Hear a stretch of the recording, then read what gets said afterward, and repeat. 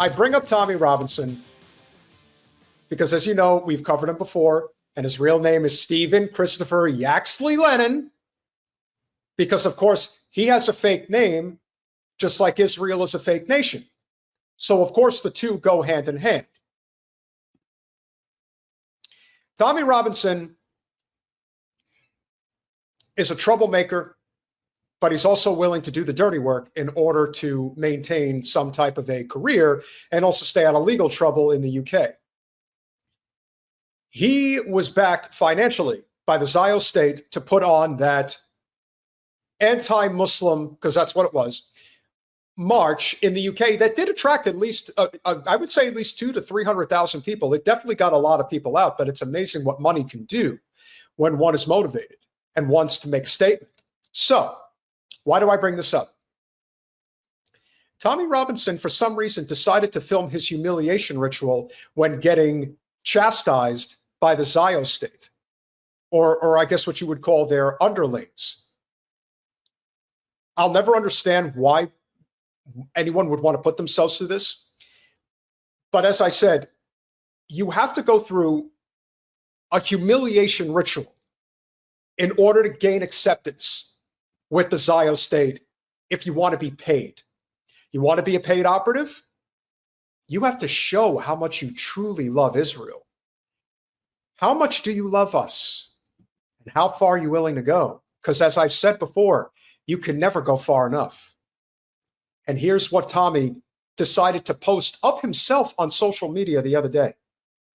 This is an example of what I think most paid actors, with rare exception, have to go through to get the paycheck, of which it is a very lucrative paycheck, mind you, from the Israel lobby. He's got a special place in my heart because on the one hand, they really helped give birth to the Jewish state in World War I. The Balfour Declaration, the San Remo Accords, the mandate for a Jewish Palestine, the UK was at the forefront of that. I like how they don't even hide the fact that this was a coerced, forced apartheid state. The admission of the Balfour Declaration saying, yes, this is exactly how we were formed. We were formed through coercion. It didn't just magically happen. At least you know now that they're running away from that old talking point of a land for people without a land. This is as honest a position that a Zion-Nazi is going to have. So I guess in a way, thank you for at least telling the truth. We know that the Israelis lie when their lips are moving, but I believe this guy is from the United States. So he's a traitor on top of being a Zion-Nazi. But I appreciate his candor. He's got more to say. And then they turned on us. Yeah, I was about to say that. They turned on us, man. And therefore they have a special place in hell for turning on the Jewish people. So you have a Brit who has to listen to an American Zio Jew telling him that his homeland should go to hell. Oh, and by the way, you should accept that and still tell us how much you love Israel.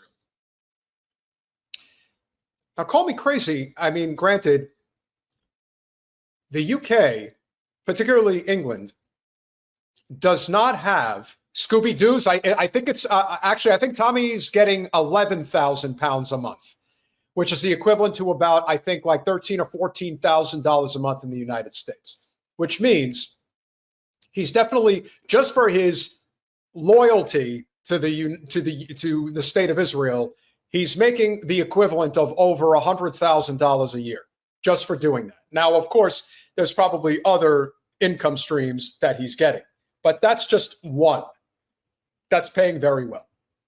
But imagine going through a ritual where this guy is telling you, to your country, fuck the UK. Now kiss my ass and tell me how much you love Israel. And by the way, how does my ass taste while you're at it? Can you see that far down there, Tommy? He's getting ready to do it. He's got more to say. were like doing this great thing. You were helping Israel be reborn after 2,000 years of exile. And oh yeah, 2,000 years of exile. I think we have run into a little issue where the clips have been loaded, they're getting chopped, and then I have to reload them again. So hang on, we're going to upload. Give me 1 second. This is only one of a couple. Got another one to show. But here we go. It's got a special place in my heart because on the one hand, they really helped give birth to the Jewish state in World War I. The Balfour Declaration, the San Remo Accords, the mandate for a Jewish Palestine, the UK was at the forefront of that. And then they turned on us. Yeah, I was about to say that. They turned on us, man. And therefore they have a special place in hell for turning on the Jewish people. You were like doing this great thing. You were helping Israel be reborn after 2,000 years of exile. And it was, you know, it was a biblical value. It was also a defense for a UK value, but it all turned on us. Can we turn it back? Can we turn it back? The British government have just turned on Israel. But they've been turning on us for a long time. Yeah, but when we say they, it's the British government. So let's separate the people from the establishment. The establishment have turned. It's like when the American establishment were in power under Joe Biden. The establishment has not turned. It's the people that have turned. It's the establishment that is hanging on by a thread. And who in the fuck does this guy think he is? I'll tell you who he thinks he is. He's like every other Zion Nazi that's out there. Kind of like the clip we played the other day with the Zion Nazis standing in front of Carnegie Hall and giving the to everybody who doesn't like them. Listen, they can act and do whatever the fuck they want on a regular basis. I don't give a shit. Keep doing it. It's perfectly acceptable. Get the fuck out of our politics. Get the fuck out of our financial machinery, our infrastructure. Get out of it. We don't want you. And if we have to force you out, we will force you out, because that's the next step. As we talked about with Anthony Aguilar and Clyde Bosch, there is not enough people making a stand on Capitol Hill, and we need more of that. But the humiliation ritual continues here. American people didn't support that. The British public don't support what the British government have just done.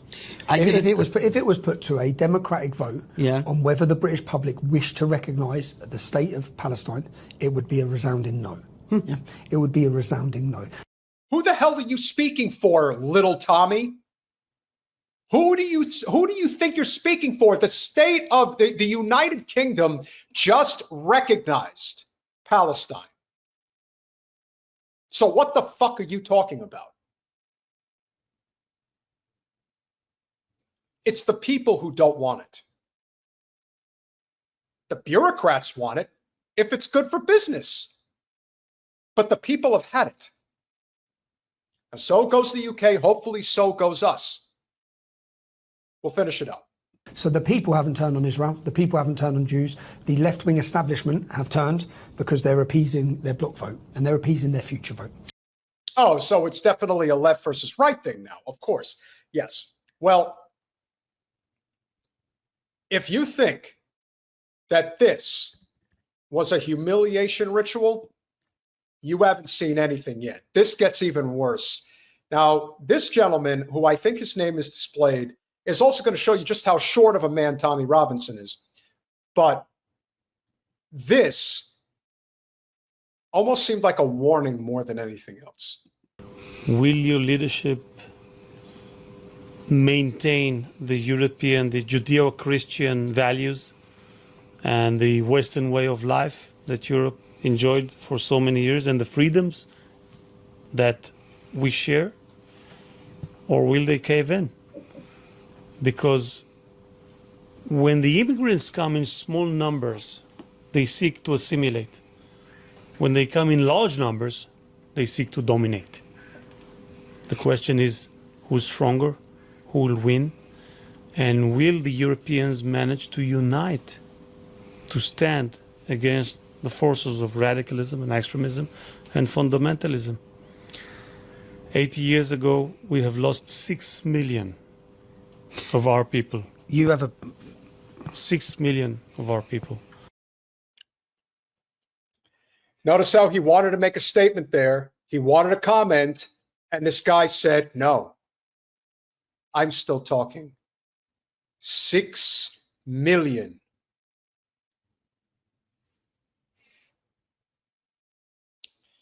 There was 1,000% a Holocaust. I am not convinced that the number was actually 6 million. It's probably at least a few million, I would gather, based on empirical evidence. I studied a lot about the Holocaust when I was in college. But the one thing that's always stuck with me the most regarding this issue, especially when he projects 6 million, 6 million, 6 million. Let's give him the benefit of the doubt and say that it's somewhere close to that. Let's just do that. They want to pretend like almost 30 million Russians were not mass slaughtered during World War II. Like, that's just, forget that happened. Forget that, what was it, at least 1 million, or was it, I don't remember the exact number, of Polish people were mass murdered. How about the gypsies? How about the handicapped? How about the people of color? We just want to pretend that the atrocities of the war. How about North Africa? How about the Japanese? Does anybody ever talk about the 2 nuclear bombs that were dropped on Hiroshima and Nagasaki today like they would have incessantly if this had... Could you even imagine if this was something that was done to Zios? What that would be like? They would probably put up images of the bombs all over their offices and never let us hear the end of it.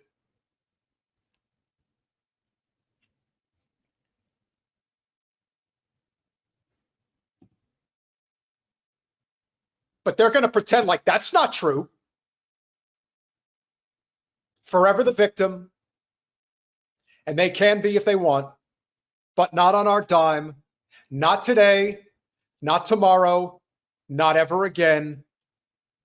Let's make it so. Men, women, children, elders. We are a people that remembers. We don't forget. What you see here on my desk, this book, a very large one, a very heavy one, contains only one word. Very small, very tiny, almost invisible, only one word.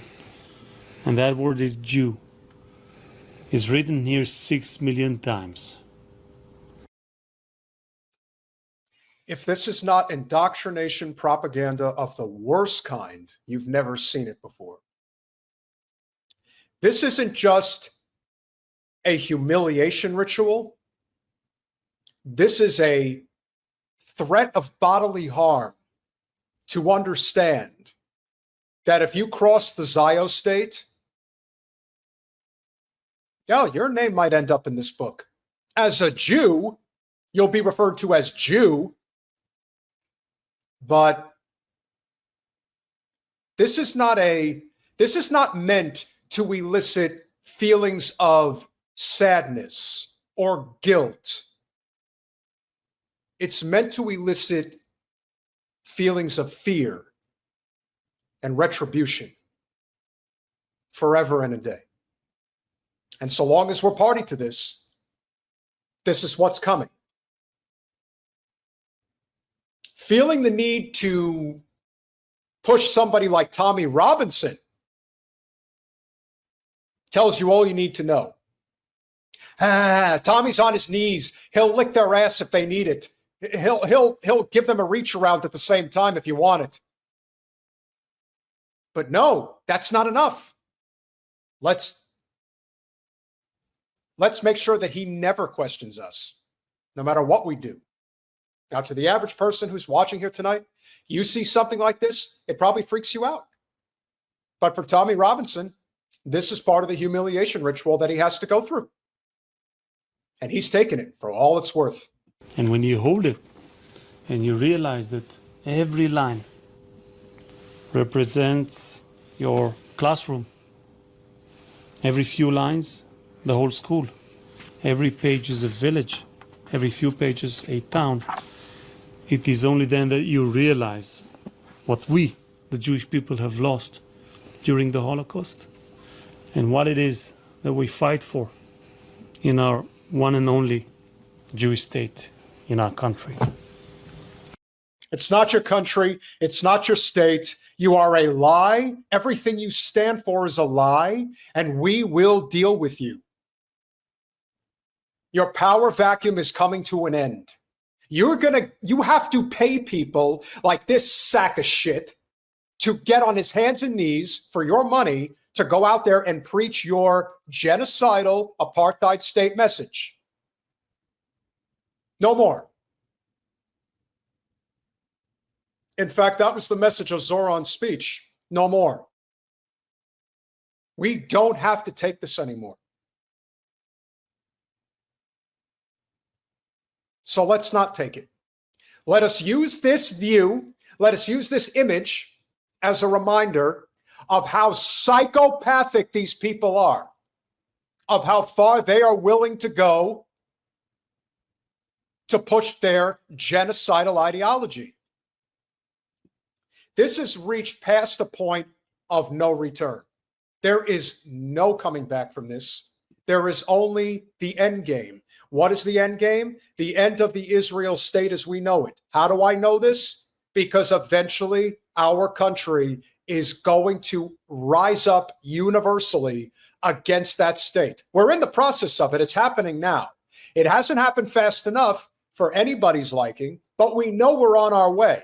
We know that it's going to happen because anyone who sees this is going to say these people are psychopathic, out of sight, out of mind. Whatever they're on, I ain't touching it.